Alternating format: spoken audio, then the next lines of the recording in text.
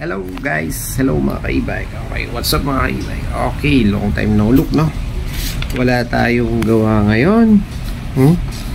Kaya magsasagot tayo ng mga katanungan ng ating mga valid subscriber. Okay.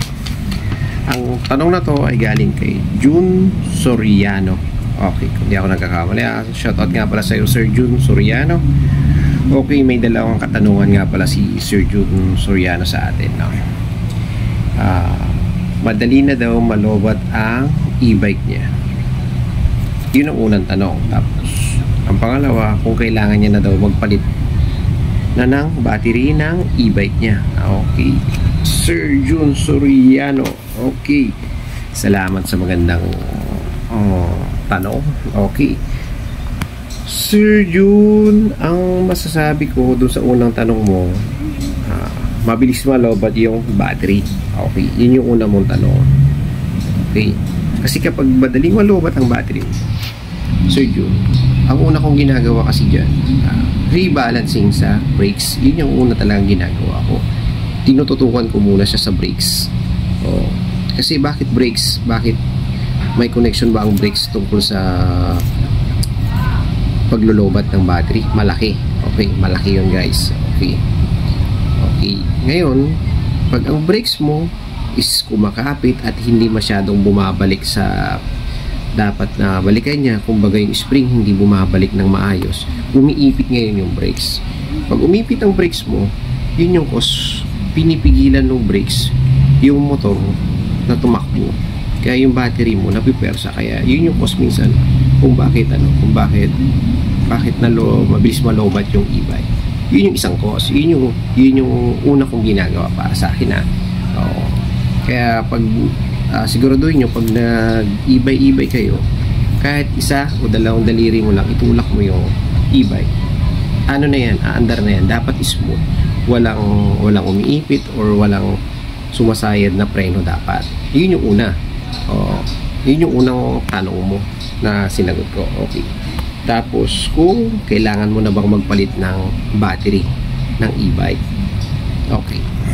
Dalawang senaryo kasi yun guys. Pag magpapalit ka ng battery ng e-bike. Kasi pag magpapalit ka ng battery ng e-bike, ang unang kasing ginagawa dyan ng karamihan ng mga mekaniko, tinitester ka the voltahe na isa-isang battery. Kasi di ko rin naman alam kung 48 ba yung battery mo or 60 volts o 72, di natin alam. Kaya yun yung karamihan ginagawa. Chine-check muna isa-isa yon. Okay, sa akin naman ang ginagawa ko, meron din akong sinusunod na pattern ko kung paano ako magpapalit ng battery, no? May kanya-kanya kasi kami ring paraan kung paano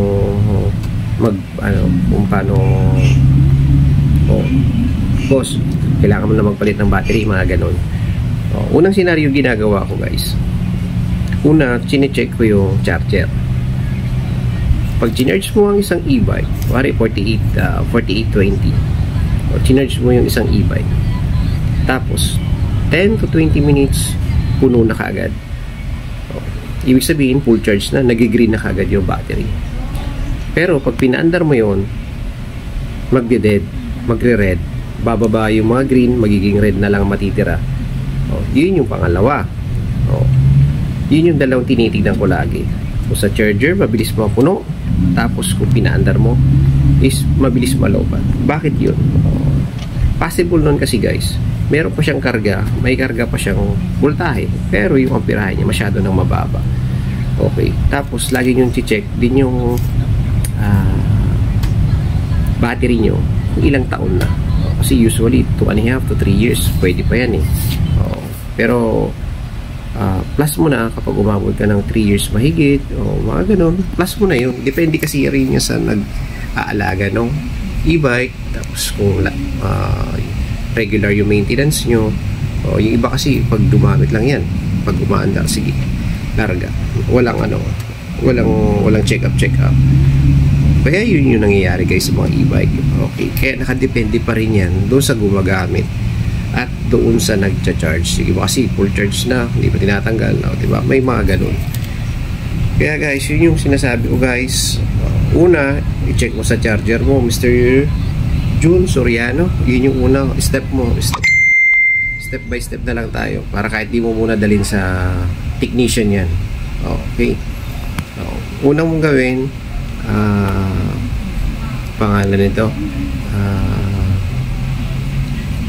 check mo yung mga brakes. Kung gagamitin mo yung daliri mo, kung maitulak mo ng smooth, okay, goods. Kung hindi naman, kailangan mo magluwag ng brakes, baka may umiipid lang kaya mabilis malobat. Ngayon, yung pangalawa, check mo yung charger mo sa pag-charge kung ilang minuto o ilang oras mo pa siya tina-charge. Pero kung ang charge mo is 10 minutes, 20 minutes lang, puno na, nag-green na kaagad, kailangan na yun. Isa na yun. May 1 point ka na doon. Meron ka ng possible answer.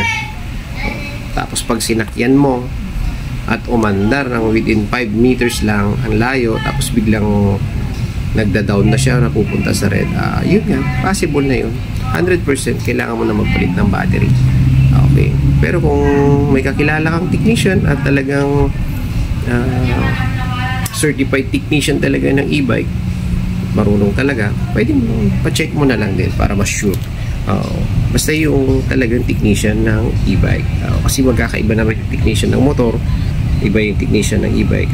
Kaya yun, mas maganda talaga sa certified technician, trusted mechanic mo ng e-bike. Okay? Kaya Sir Jun, ito yung kanyang katanungan nga pala guys. Ayan.